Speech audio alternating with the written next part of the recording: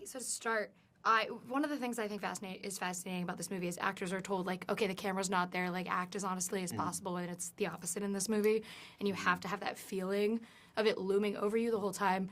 How was it kind of getting into that mindset and being cognizant of the fact that the camera was supposed to be watching you and you were supposed to kind of be aware of that feeling?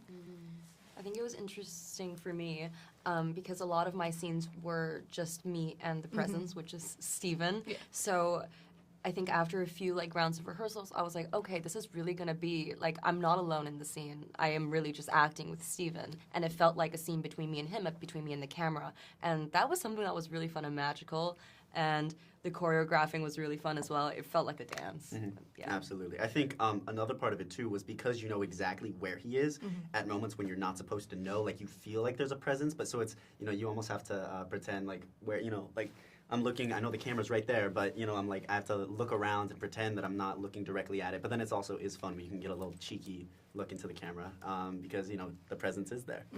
Yeah, I think for me it was kind of similar to a regular shoot in a lot of ways because my character himself doesn't want to see the presence, doesn't want to believe in the presence until the end. And there's one scene especially where he finally discovers maybe there is something in here that was a really interesting thing to shoot, especially when you have to then take the camera into account for the first time in the shoot. Yeah, I love this sibling dynamic because I think a lot of people would, deem Tyler to be an asshole or whatever it is, but... But as a little sister, I understand the brother's kind of gut reaction of oh, it's always about or she's taking attention away from me because I am the baby girl with two older brothers.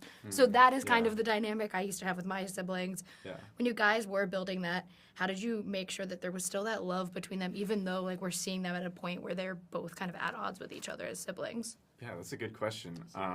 It is tough, I think, too, because in a lot of these scenes, they're very volatile, high-pressure situations where they are experiencing that kind of layer of the relationship, of that kind of fighting, the kind of contesting dynamic. I think you kind of, at least for me, because he is kind of the antagonist in a lot of these situations, it's kind of still trying to find a reason for why he needs to put his point of view out, even if it seems harsh at the time, which I think does come from a place, which we realize at the end of love for his sister and wanting the best for her. And I think throughout the entire script, there was no point where, at least personally, I feel like our two characters, there was nothing personally about each other that we hated. It was more so we were both going through such difficult times in our own ways and not knowing how to navigate that together as a family. The dynamic is just completely dysfunctional. And I think it's pretty heartbreaking, too, to see these two kids at that age. Only they did. Try and tackle it together. Maybe things could have ended differently. Exactly. More serendipitous. Yeah, and there were times where I think Chloe tries to kind of reach out in her own kind of way. But I don't think it's no one's fault. We're both so confused. Yeah, well, thank you guys so much. That's my time. And I really liked this movie a lot. I have so many things about that character that I can't talk about because it's spoilers. But thank you guys for talking to me. I really appreciate it. Yeah, thank you.